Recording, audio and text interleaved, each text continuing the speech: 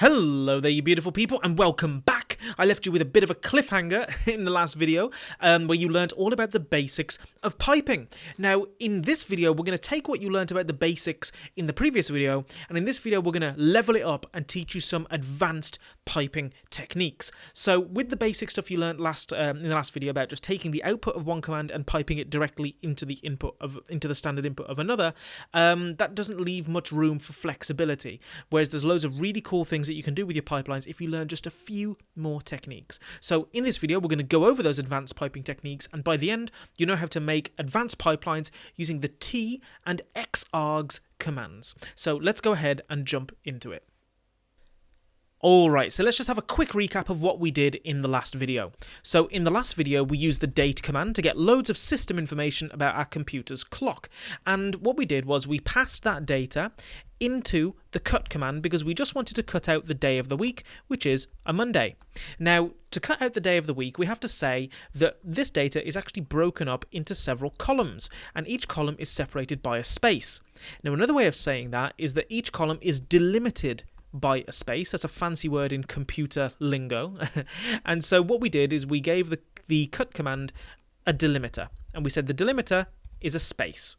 Okay, and now once we've said, okay, each column is split up by spaces, which field do we want? Which column do we want? Well, it's the first column. Now, fields in the cut command are called, columns in the cut command are called fields. So we just said fields equals 1.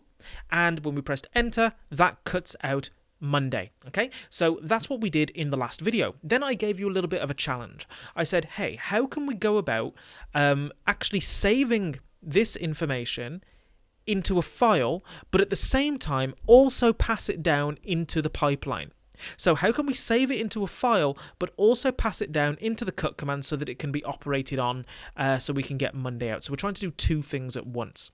So to do that, we actually need to have another command called the T command. So let's take a look at how the T command works. So here's an image of how the T command works. Now I've put a link to the original picture in the video resources, but you can see here that we have a pipe between two commands. So here's a command over on the left, and we have another command over here on the right. And in the middle, we're using the T command. Okay, now we haven't covered what these specific commands do. It doesn't actually matter so much. What I want you to focus on is the T command in the middle, and just understand that we're trying to pipe two commands together. Okay, now just like a T-junction in a pipe of water, we can use the T command to cause our data to flow in two directions. We can cause it to flow horizontally as well as flow vertically downwards into other files. You can imagine it working like that. Okay, so the T command allows us to pass the data on to the rest of the pipe, but it also allows us to keep it in a file. Okay, so you can see here that we've got a command on the left that is trying to pipe its data across into another command on the right. In the middle, though, we pipe it through the T command, and the T command, we give it a command line argument of file.txt. That could be any file name that you want. And what happens is the data does pass all the way through from the standard output of one command to the standard input of the other, but it also falls down. You can imagine it falling down from your command line into a file called file.txt, or whatever file name you gave the T command. So that's how the T command works in theory. This is how this graphic works. Let's go ahead and see it work in practice. Okay, so now that you understand how the T command works, let's just have a quick refresher of our command pipeline. We had the date command, which gives us a whole bunch of information about our system's clock, and we wanted to cut out the Monday or whatever day of the week it actually is. Okay, so we take the date command and we piped it into the cut command. Now we notice that the data is broken up into columns that are separated by spaces. So we say, hey, cut command, we have a delimiter that's a space. The data is delimited by spaces, and we want the first column, or as the cut command calls it, the first field, and that gives us the day of the week, which in this case is Monday. Now the challenge was we want to not only have that come out, we also want to save the entire date, okay, into a file called fulldate.txt. Okay, so here's how we would do that. I'm going to press the up arrow key to get where we got before. Now what I'm going to do is I'm just going to squeeze in here the T command. Okay, now the T command is going to put one of those like T-junctions in our pipeline. You need to imagine it in your head, okay? So what's going to happen is the data is going to pass all the way through the pipeline horizontally. So it's going to pass from the date command standard output and go into the standard input of the cut command. So it's going to flow straight the way through. But now what the T command is going to do is it's going to allow us to save the data vertically downwards. So you can imagine it being like a big letter T, okay, like a big T junction. The data is going to go downwards into the file called fulldate.txt. Okay, so here we are. The data is going to go horizontally down. Oops, I've opened a new terminal. My bad. That is going to go horizontally across. Okay, and it's also going to go vertically downwards into a file called fulldate.txt. Okay, so when we do that, we see that the output of the day of the week has still happened because that was passed through the cut command, and the cut command spit it out to its standard output, which is still connected to our terminal. But when we open up our file explorer, we can see that now we have a file called fulldate.txt. I deleted all of the other ones we had before, so we were starting afresh, and now we have fulldate.txt. Now when I open that, well, hey, we can actually see that all of the data has been indeed saved in a file called fulldate.txt. Isn't that awesome? That's proper cool, right? So what happened was the date command spat out all of its information all the way across the pipeline.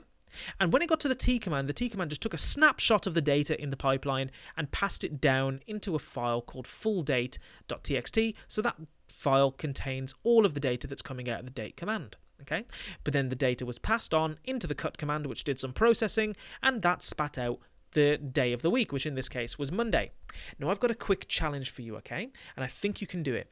What I want you to do is I want you to, instead of having the day of the week spit out to the terminal, I want you to see if you can figure out how you can use redirection to actually cause that data to be saved in a file called today.txt. Okay, so instead of having the day of the week be spat out to the terminal, I want you to have it saved in a file called today.txt. But also you still need to have the T command in here. So I want you to press the upper arrow key to get what you've got before, and now do the redirection. Okay, so I'm going to pause the video now and then come back and see how you did.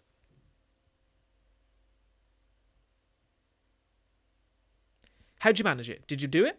Well, this is how I'd go about it, right? So I would just, right at the end here, because here's where the data is actually coming out from, I would just have a redirection from standard output into a file called today.txt. And it's literally just that simple, okay? So once we've done that, if I go ahead and press enter, we can see that when we open up our file commander here, we've now also got a file called today.txt, and inside there it has saved the data, the day of the week, which in this case was Monday. Let me delete both files just so we can see this in all of its glory. We've got no files. I'm going to press the up arrow key, press enter, and when we take a look, haha, we've actually managed to save all the data into fulldate.txt, and we've also managed to save just what we wanted using redirection into today.txt. Isn't that awesome, right? That's really awesome. I think so anyway. So what we've got here is the T command basically takes a snapshot of the data that's flowing through the pipe at that point and saves it in a file that that you give it, okay? And then redirection will also do the same, but once you've redirected standard output, you can no longer pass it down the pipe, okay? So that's why we use the T command. The T command allows standard output to continue flowing down the pipe, but also allows you to effectively redirect it to a file and take a snapshot so that it's saved there. So another way of saying that is that once you've done redirection, you can't do any more piping, okay? So once you've redirected standard output, like we have here in the today.txt, okay, we can no longer do any more piping down a pipeline. I'm just going to maximize the terminal. Once we've done this redirection to today.txt, that's the end of our piping days. But what we could do if we wanted to save all the data in today.txt but continue the pipeline, then that's when the T command would come in. Okay, so we do, for example, today.txt in the T command, and now we can continue to pipe. Okay, so just again, if you do redirection of standard output, that means no more piping.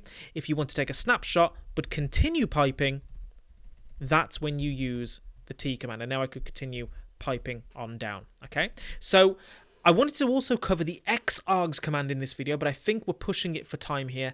I hope that has made it clear what the T command is. In final summary here for the T command allows you to save a snapshot of the data and continue doing your piping, whereas just using redirection will save a snapshot of the data, but you can no longer do any piping. So if you want to keep building your pipeline but keep a snapshot of the data, use the T command instead.